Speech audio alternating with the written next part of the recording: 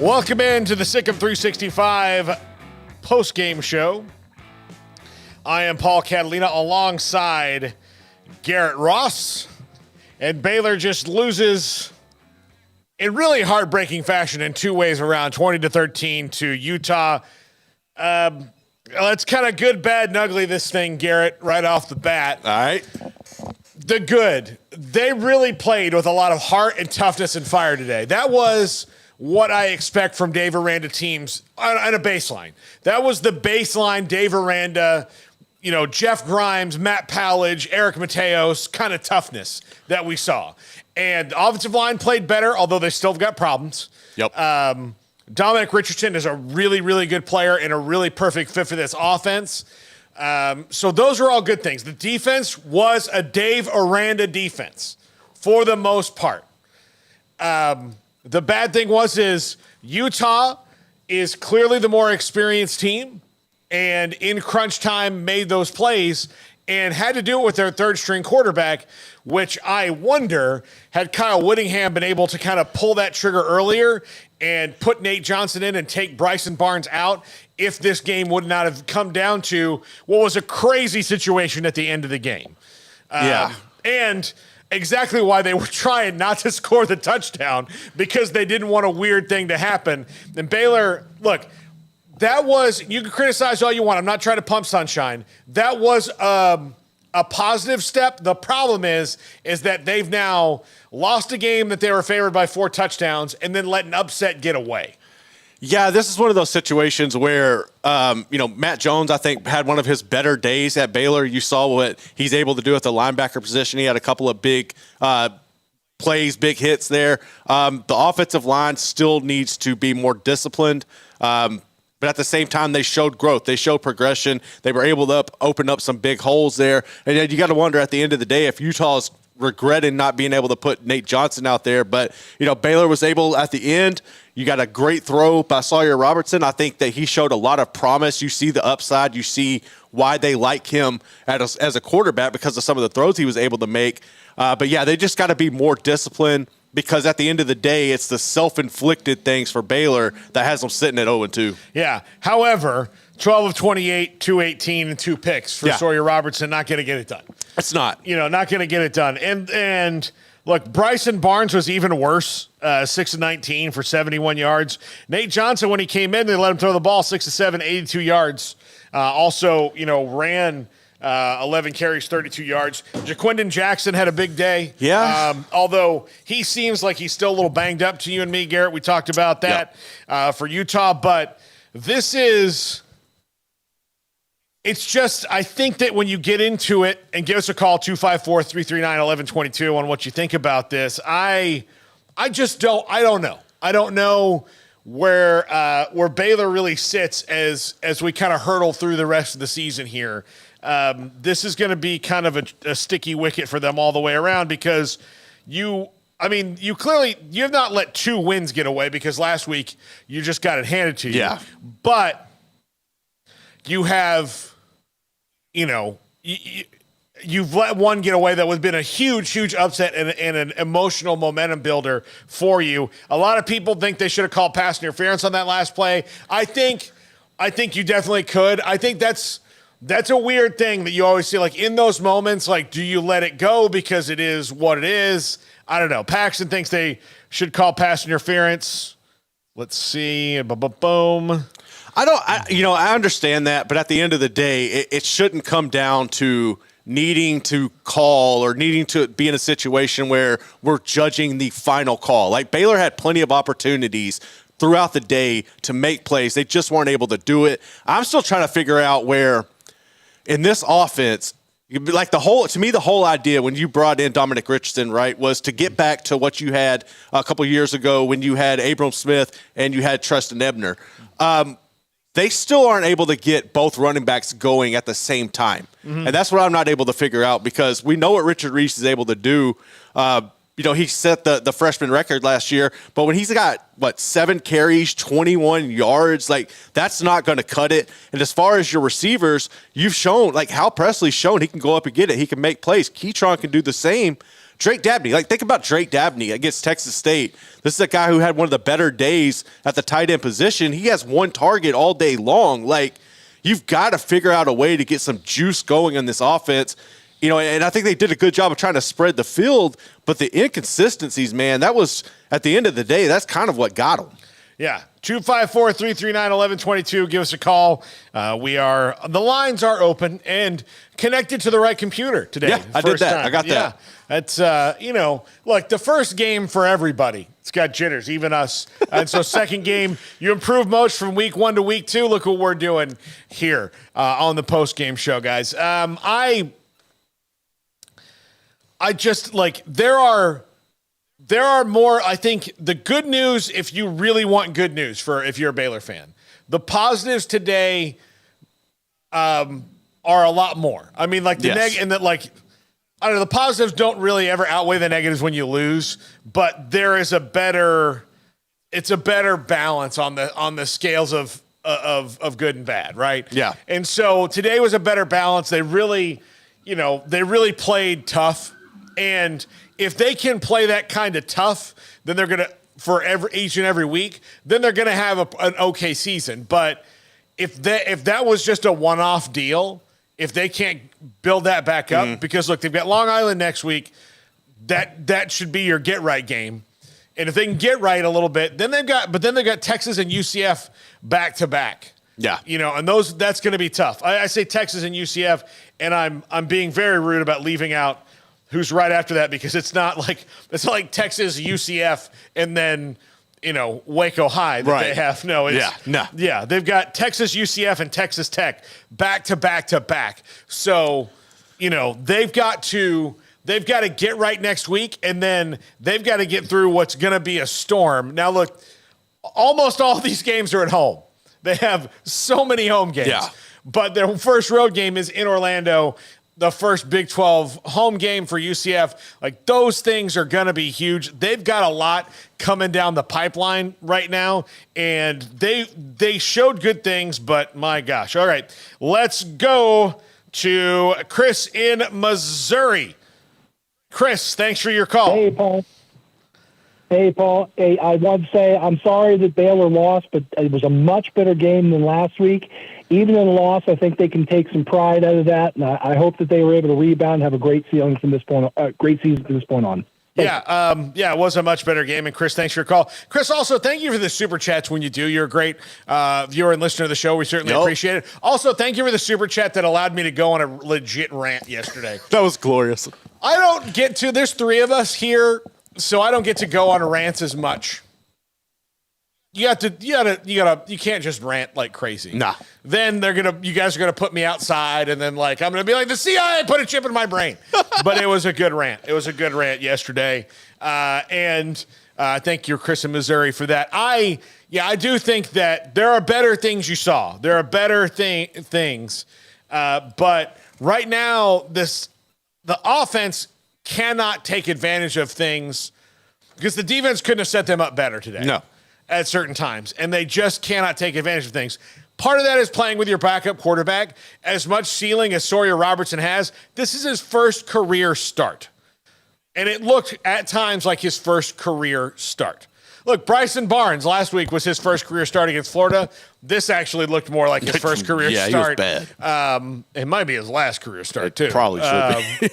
But because he was not good for Utah. But the defense played well and kept you in the game by keeping that quarterback off kilter. Now, Nate Johnson came in and had 2 pretty good drives for Baylor or for Utah. And look, maybe over the whole of the game, Nate Johnson would have created more problems than that. And they, kind of played into what Utah knew that they're going to have to do as long as Cam Rising is out, is either jump out on somebody and know that your defense can boa constrict around them, or like they did against Florida last week, or just, get in one of those, like a boxing match where like the fighters are like, get them tied up, like tie them up and break it up, tie them up and break it up until you can just, your opponent's weak enough to where you can just throw that one and knock him out. I think Baylor's got to figure out a way to really take advantage of third down. Like, that was an area they struggled on offense and defense last week against Texas State, especially on fourth down. Texas State was able to convert 4 of 4, and then you get in a situation today where you're Baylor, you had a lead for a vast majority of the game, but it comes to third down opportunities, you only convert 3 of 11. Like, you've got to find ways to get that yardage, stay on the field, and just like if you would have been able to probably convert 3 more third downs today, you probably would have won the game. Like, it's just little intangible things like that they're going to have to tighten up because the schedule's daunting, man. It really is at this point. Yeah, it really is. All right, let's go to Matt in D.C. Matt, thanks for your call. Hey, guys, thanks for taking my call. Let me just say I love the effort. I think this was the football team that I was expecting to show up last week. They didn't, so I'm just so happy that the effort, the fire was there. The defense was back. It's the Baylor defense we've had since 2021. My problem that I still hate is this offensive scheme. I still don't believe in it because it's not designed to score points. It's designed to, get to 25, maybe 30 points. I know we can't change the scheme right now, but I just don't understand how.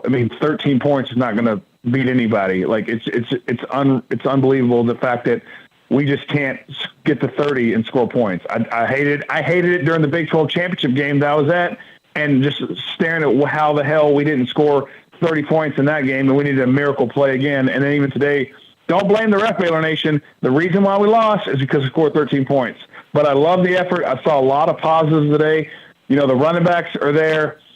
I just hate the fact that we never throw it on first down. Like, the defense knows that it's going to be a run left, run right, throw a pass. So I just hope we somehow just change up the offensive scheme, but this gives me a lot of hope for the team moving forward. It's going to be a good season, I think. If we play with this effort and energy today, if we can bring it next week, bring it to Texas, bring it to UCF, we can keep it going. I'm feeling good even though we lost, but hey, Baylor Nation, don't blame the ref. Blame the damn offensive scheme. I hate it. I cannot wait until we're actually running an up-tempo offense again. It doesn't have to be brawls, but I just want to be able to score more points. And thank you all again for everything I'll do, but let's just start scoring points there, Grimes. Just throw the damn ball. The damn ball. Thank y'all. Matt, thanks for your call. Now, here, look, I'll tell you this.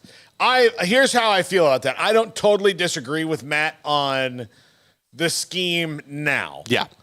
I disagree with him on the fact that the scheme that they had to run was the one they had to run based on the team that they had.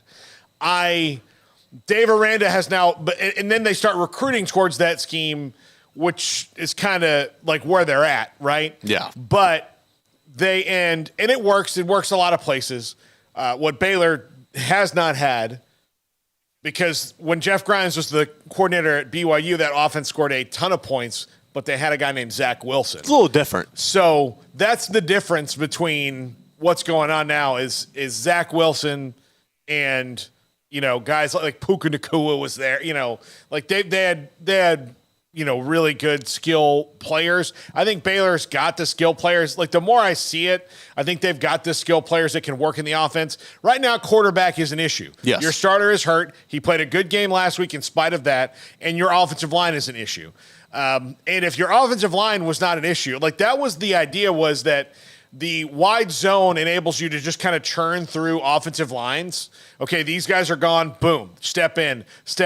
That's not what they've been able to do. And the offensive line was better today, but still had 4 false starts that cost them in key moments.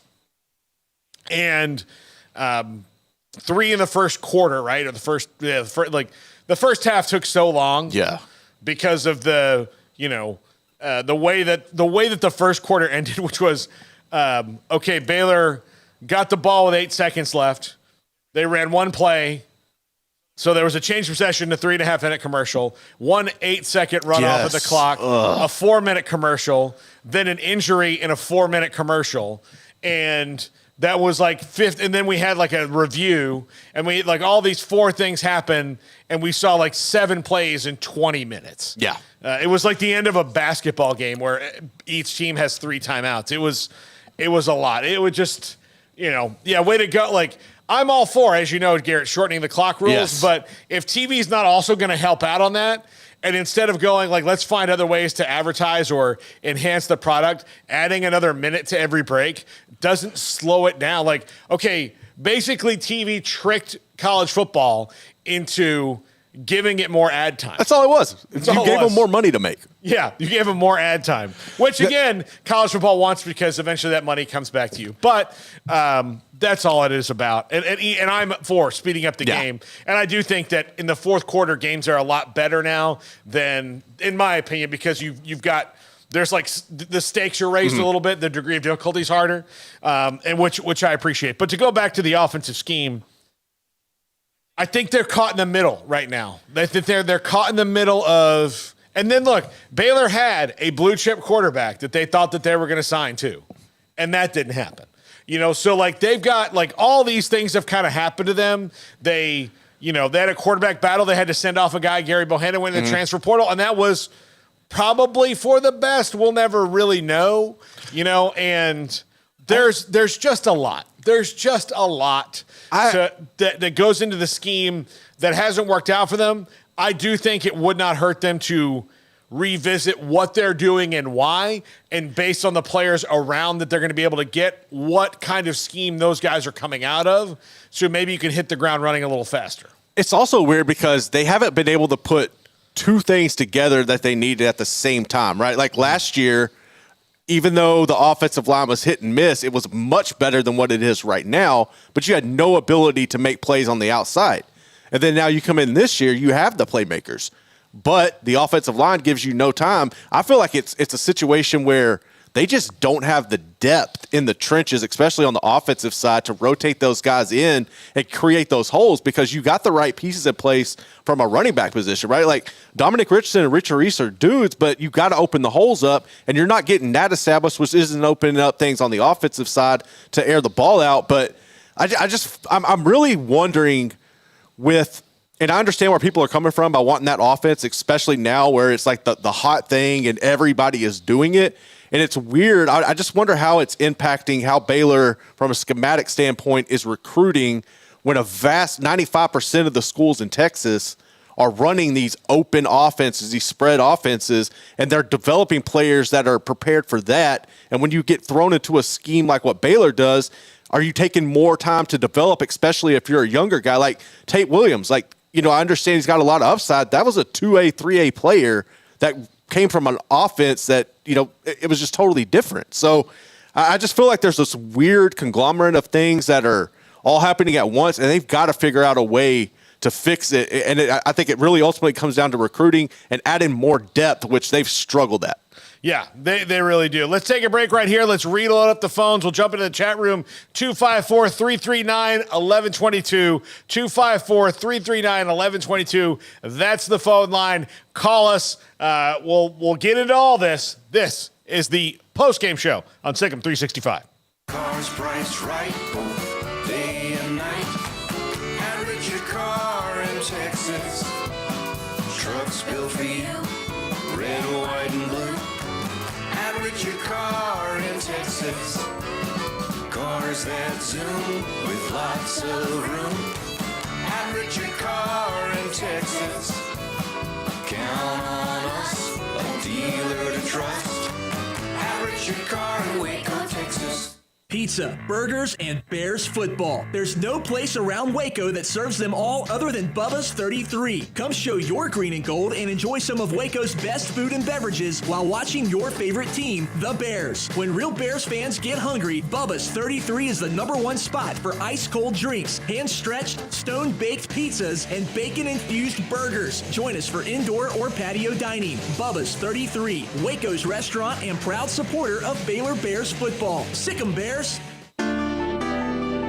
Edward Jones Financial Advisors Ben Erlinson, Chuck Verno, Brad Wilson, and Cam Heathcott understand these are difficult and changing times we live in, but they know how important your financial investments are to you. So is your financial advisor staying in touch with you and helping you navigate today's financial climate? Invest with Edward Jones Financial Advisors Ben Erlinson, Chuck Verno, Brad Wilson, and Cam Heathcott, who invest their time and experience back to you and your money. And like coaching athletes, investing money is about time, patience, and encouragement. Contact Ben Erlinson at 254-755 759-8533. Chuck Verno at 720 North 64th Street. Brad Wilson's location at 250 Sharon Drive in Woodway. And Cam Heathcott in Conroe. Edward Jones Financial Advisors. Ben Erlinson, Chuck Verno, Brad Wilson, and Cam Heathcott. Proud sponsors of 365 Sports. Edward Jones, making sense in investing. Member SIPC.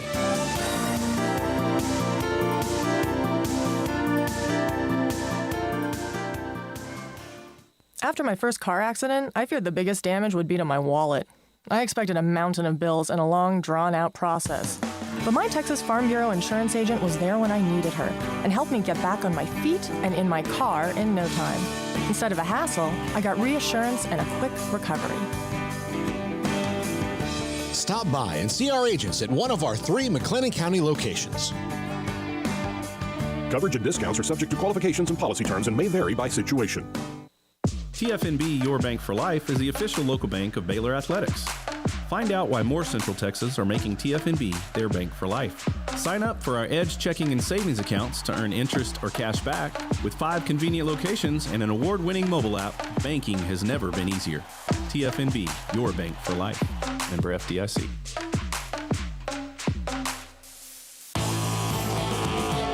Game Day Live on Sikkim 365 Radio is brought to you by Richard Carr Buick GMC Cadillac, Texas Farm Bureau Insurance, TFNB, Your Bank for Life, 3 Nations Brewing Company, Waco Regional Tennis and Fitness, Edward Jones Advisors, Ben Erlinson, Chuck Verno, Brad Wilson, and Cam Heathcott, and Bubba's 33. Welcome back. Some stuff going on around the country. Clemson 24, Charleston Southern 17 at half. Colorado absolutely housed Nebraska in front of the Wu-Tang Clan. In front of the Wu-Tang Clan. In front of Wu-Tang. For the children. Yes, in front of Wu-Tang. Look, if you invite, here's the thing, and I feel really bad for our good friend Matt Rule for this. If your opponent, look, I will invite Wu-Tang Clan to come anywhere I am. If I could ask them, like, hey, Wu-Tang, let's come and hang out.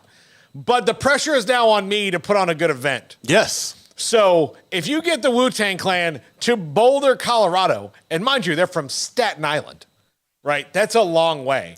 If you get Wu-Tang to Boulder, Colorado, you better put on a good show. Dion did that. Like, it was the Nebraska defense is really good. Tony White, great hire by Matt Rule. Great hire. They're struggling on offense mightily, and Jeff Sims got hurt, which may or may not be. It might be the best thing for him. I mean, you know, I don't know. They've got quarterback problems at Nebraska, big-time quarterback problems. But let's see, A&M and Miami just underway. Miami got the opening kickoff, and A&M just already looks faster to me than Miami. Yeah. Which there was a time in my life where that would not have been true at all. No. Even in A&M's like R.C. Slocum glory days, if they had played the Miami teams, Miami would have ran right past them. Notre Dame 17, NC State 7. Michigan just underway, halfway through the first quarter, a little bit more over UNLV. Tulane and Ole Miss tied at 7. 5:17 left to go, and Michael Pratt not playing in that game for Tulane. So that's what's going on around the country. We got a call. Then we are going to get into the chat room a little bit. Let's go to Joe in Waco. Joe, how are you, buddy? Hey, I'm doing well, fellas. Good to talk with you and old Ross the boss over there. Just wanted to throw it out. One quick thing. We're talking about Rule and Sanders. Look at the dynamic there. Sanders came in, wrecked shop, redid his whole crew, brought in all these new players. Matt Rule kept his old, and yet they're still playing the old Nebraska football where Colorado's playing the new. Whoa, Joe. Stop. Matt Rule brought in like 30 transfers. He ran like that. Jeff Sims is a transfer. Tony White was not a coordinator. Like, that's a great hire. Don't compare anyone in the country fairly to Deion Sanders. Matt Rule could try and kidnap the Wu-Tang Clan, and he couldn't get them to Lincoln, Nebraska. Deion is different. So, no, that's not a fair comparison, buddy, but go on. No, I'll digress on that. But back to with Baylor, though, going back to the home front here, I'm I'm beginning to wonder if play calling is still not a thing that we're struggling with. Because it seems like why can't we do some little bubble screens to get this great wide receiver core that we have, to get them in the action, get the ball out of Sawyer's hands, get the ball out on the ends, let those guys go to work. I mean, we've got speed on the outside, but we're not using it. And they're saying, hey, if we don't trust the guy to throw deep, throw these short stuff, get his confidence up. Yeah, Joe, thanks for your call. I don't know. There's a lot of things play calling wise, but part of it I think is comfort. I mean, Monterey Baldwin's not really been a factor these 2 weeks. No, he's like in his own head or something, it seems like. Yeah, I mean, so I don't know. It's a very interesting thing right here. A&M, I thought they were going to score there. Nope, but got real close. Man, this is going to be heated in Miami. A&M blocked a punt early on, just throwing that out there. But yeah, I don't know what the play calling issue. I don't know if the play calling is the issue or if the talent is the issue right now, or if it's kind of intersected, because those things kind of work hand in hand. But like Monterey Baldwin's not been a factor in either of these two games. They've not even really tried to throw one deep to him. Keytron Jackson obviously is a guy who can play. Hal Presley has shown a lot. Yeah. So they've got two big receivers on the outside that can make plays. Burton has Noah Burton has kind of surpassed the slot receiver Monterey Baldwin the last couple weeks and been more reliable. They're not getting everything consistent at once. No. So that's your problem. I don't know if it's play calling. It's that you're trying to deal with inconsistency last week terribly in the offensive line. And then inconsistency this week, and you've got a quarterback making his first start, and you still don't know what's coming from that offensive line, which was better today. Obviously better, but still inconsistent, and I think that's what it is at the end of the day. I think you can't, I don't care what play you're calling or who you have on the field. If your offensive line can't open up holes for your running backs, or they can't, create time for your quarterback to be in the pocket, even if you're trying to get the ball out quick, you're not going to be successful. To me, that's really where it starts. You got to find a way to get that group better. And I don't know how you can do it right now. And ultimately, they have no depth behind it to really do it. But yeah, I mean, I understand people getting frustrated, and the play calling I get to an extent, but I feel like the underlying factor is the offensive line is contributing to why you can't get those play calls. Yeah, I think the lack of faith they have in the offensive line, especially when you're talking about screens, you're either, I heard John Madden say this years ago, you're either a good screen team or you're a bad screen team. And you'll know a bad screen team because they don't run it. That's a good point. That's what he says. Look, you'll know if a team is good or bad at running screens if they just don't run them. Yeah. Or if they you'll see them run it a couple times and then it's just gone out of their book. And maybe that's not what Baylor is right now. So their offense in the RVO is based on the receivers getting further down the field. So the short routes are more quick slants as opposed to screens. Right. Because the goal is for your offensive line and your running back to pummel, and then you take shots. Mm-hmm. They have not been able, last week they couldn't run the ball, so RVO's out the window. Yep. This week they were running the ball a little bit better, but when they got in situations where they had to throw the ball, they couldn't do it. So I honestly don't think that play calling is the issue here. I think they've got continuity problems, which is on the coaching staff. I think they've got talent development issues at this point. Yeah. But I don't think that anything is different, because if you remember how that offense was running with Abram Smith and Treston Ebner, and what they had was a pretty darn good offense. It was. I know one area of concern, especially talking about the offense from this standpoint, the red zone offense was awful. Yeah. They could move the field, and once they got inside the 20, there was nothing doing. Utah was able to load the box, come on top of them. They had no threat. You had to settle for field goals. That's inexcusable. And that is something, especially when you have talented backs like you do, you should be finding the end zone with ease. That is a major area of concern right now for me. Yeah, absolutely. Let's go to Kyle and McAllen, which I'm going to tell a little funny story when we get Kyle on. There is an auto screen that tells what the name is. And thankfully Kyle called last week, because the auto screen translated out to "I'll call Mike Allen." But But Kyle in McAllen, thanks for your call. Kyle, your thoughts? Hey, Paul, this is Kyle. It is from McAllen. We're driving up from, we're in South Texas, right on the Mexico border. I get to the Border Patrol. We have a checkpoint, and the guy says, where are you going? I said, to the Baylor game. He said, why? And, I have to ask myself this, too. I mean, listen, great effort today by the defense. Great effort, okay? But that's the only positive, Paul. I mean, we've lost 7 out of 8 last games. Maybe this offensive scheme, I hate it. I hate what it presents to the recruits. I don't think it's going to get where we want to go. But, if Aranda had this defense, we had a great defense when Rule left. Yes, we had some great players on Rule's team. Aranda has let us down defensively. Now, okay, we had great effort today, but I'm going to tell you at the end of the day, this scheme maybe could work if Aranda would have brought in the players. We are behind the 8 ball. I mean, what do you think? I mean, really, I hate the offense, but if Aranda would have brought in the players defensively and we were playing great defense game in and game out, maybe it would have worked. Yeah, Kyle, I think that, again, they are caught, and thank you for your call from South Texas. Trying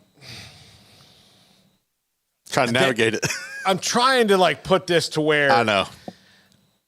I think they got caught in the transfer portal whirlwind, and they are going if you look, they're not shy about making offers to 4- and 5-star kids. They're in on a lot of them. But then it gets down to the top 5 and the top 3, and they fall out. And then a lot of the kids that they're signing tend to be more developmental, where they're not beating Texas for guys. No. They're not beating, A&M for guys. They're not beating Oklahoma for guys. I think there's a couple things that have happened to Baylor since the Big 12 title. One of which is Texas and OU going to the SEC and realignment being this whole thing. Yep. And so when you're trying to get those 4- and 5-star guys, now that you've got this larger SEC factor into the state of Texas, that hurts the schools in Texas. It's going to hurt them. Now, where you make that back up is in the transfer portal. And Coach Aranda, by his own admission, made a mistake 2 years ago by not diving as hard in the transfer portal as he needed to. Now he jumped back in this year, but now you factor in 2 years of this and that other schools are better at it. The fact that Deion Sanders is a thing, Matt Rule is back in Nebraska. It's never going to get easier. So they got caught in a bit of a no man's land. And it wasn't, I don't think, bad decisions. It was just unaware of all the data presented. And what we've seen the last couple of weeks about how the transfer portal has helped certain schools, now the attitude towards that's going to change wholeheartedly for most people that don't live in Clemson, South Carolina, but they're caught when it comes to talent. So they're trying to recruit to their offense, but they're not getting the guys that are really going to be NFL caliber players in that offense like they had just 2 years ago when they won the Big 12. Yeah, that's a really good point. And I also think that they're in a weird situation, and they did a good job of preventing this from happening for, 30 years. Now you've got Houston playing on the same level as you and the mecca of hotbeds for talent. And you brought in SMU with a ton of money, ego, and they're ready to roll. I think they're also, as far as getting players in, and especially in the transfer portal, the way Baylor is structured, it's more difficult than other places. And I think they're trying to tread a fine line of what their academic standard is and balance that with modern athletics. And it's not cohesive now. The problem is that nobody can wait around for you. Yeah. You can't ask anybody to wait around for you to get good. So then you get in this situation where, you're kind of behind the 8 ball. But and then now you're going to bring in Colorado and you're bringing in everybody else, Utah, who's already recruiting Texas good. Yeah, absolutely. All right, let's dive into the chat room. Life Rally, Paul trying really hard not to say BU has fumbled recruiting. I don't want to say badly. It's a little typo there. Look, I'm not going to tell you. I'm not going to sit up here and tell you that they're killing it. No. But I also don't I'm not going to say that they don't have good players on their team or the guys that can't be developed. I just think that they're not doing it the way they want to do it right now. And so, badly. Yeah, look, they had a quarterback in that ready to go. That guy was kind of going to be a magnet player of, this big time quarterback is going to come here in Austin Novosad. That did not happen. He's at Oregon. He is waiting his chance for when Bo Nix goes to the NFL. That's where Austin Novosad is right now. So out of that, you've got to rally, and that has put them, that and several other things have got to put them in because again, they're not in the desert. Right. They're not in the oasis. They're in this weird spot in between where a lot of teams are, because again, there's a finite amount of guys out there and it's hard. Recruiting is really hard, and they've gotten caught in this new world in a spot where a lot of people are trying to figure out, which way to go all over the place. So, but when it comes down to this game and this game individually, I think you got to look at, yes, they made improvements. There are really good coaches on this staff that fix things, especially defensively, within a week. Now, they're not going to play quarterbacks like Bryson Barnes every week either. Not at all. Because when they played TJ Finley last week, a guy who has some plus athletic skill and was in the SEC a year ago, they really looked bad on defense. So when they play Quinn Ewers in 2 weeks, when they play John Rice Plumlee, when they play Tyler Shuck, when they play those guys, how are they going to be? When they play, I'll tell you this, when they play Emory Jones, because Nate Johnson came in and won that game for Utah. Yeah, and Emory Jones looks much improved. Yeah, but Emory Jones is a player like Nate Johnson with a lot more experience. So, and Scott Satterfield may be finally running the right system for Emory Jones. That's another thing about recruiting. Another thing. So, all right, Jackson Anderson. Paul, if you were OC, would you start Blake or Sawyer? I would start Blake. But I'll tell you, I think Sawyer Robertson has a higher ceiling than Blake. But if Blake is already at his ceiling and he's better, then you got to play him. Especially if you look at, if Blake is going to be the Blake of last week and the offensive line can get better, Baylor can win games that way. Those two things have to happen at the same time, though. They cannot operate separately. And that's the thing. I would start Blake right now. And again, Blake's not going to play for another couple of weeks. Yeah. I would be shocked if he plays against Texas or UCF. I would peg Texas Tech. I know they said 2 to 3 weeks, but I don't normally believe anything a coach tells me on a knee injury until I see a guy out there playing without restrictions. So, yes, Paxton, Smokey is at the postgame press conference. He is there. He loves those things. Let's see. Boom. Here we go. From Jeff Ward. Healthy, I'd go with Sawyer. Blake has had his chance over the last year, plain and simple. The head scratcher for me was saying Bohannon wasn't better than Shapen. They were, look, I agreed with that decision last year on Gary Bohannon based on the way that Gary Bohannon played in the Sugar Bowl. I thought he played his way into either the transfer portal or being a tight end. Now, Gary Bohannon can go prove me wrong, and maybe that decision haunted them in the long run a little bit, but... Yeah, I mean, that's one of those tricky ones. I think Gary had the charisma. He had the locker room completely bought in, but they were looking to stretch the field, and he just couldn't do it. And I think if you go and watch him, what he's been able to do since he's gone to USF, it's pretty much the same, And then, on top of that, you had Kyron Drones who was in here, and Zeno, and, those guys have gone on, and there was complaints and, moaning. You wanted them over Shapen at the time. Well, they're not doing anything either. Yeah. So I think if you give Shapen an opportunity, we saw the flashes last week. I mean, it's just a matter of giving him time, because now that he's got playmakers on the outside, I think he can sling it, and I'm going to ride with him until the wheels fall off, ultimately, if it comes down to it, because Sawyer's for the future. Like, you need him going forward, not necessarily right now. Yeah, I don't know. Like, it is a sticky wicket. Jackson asked if I'm happy with Grimes overall.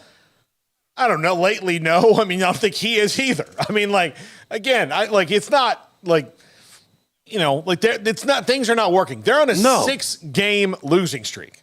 They lost the last 4 last year. They've lost the first 2 this year, and they have not looked like themselves in any moment in that time.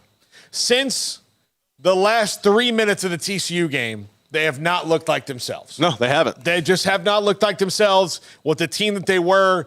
There were a couple losses early in the season where you're like, last year where it's like, okay, well, yeah, they lost some guys. Jalen Petrie not there, Terrell Bernard not there. Like they're going to have to overcome those things. Some of the good offensive linemen, like they just had players not there. Guys that were gone, and then it just wore on them. They had some internal strife, in the locker room on down the line. But they're on a 6-game skid right now. So who's happy with anything that's going on at Baylor? No one. No. Dave Aranda's not. Jeff Grimes isn't. Matt Powledge isn't. None of those coaches are. The players aren't. That doesn't mean they can't get around. But they're on a 6-game skid. Yeah, and it makes it worse when Air Force and Texas State are a couple of those losses. But I don't know how you really turn this around because at this point, is everybody just deflated in the locker room? Like, are the messages not going through?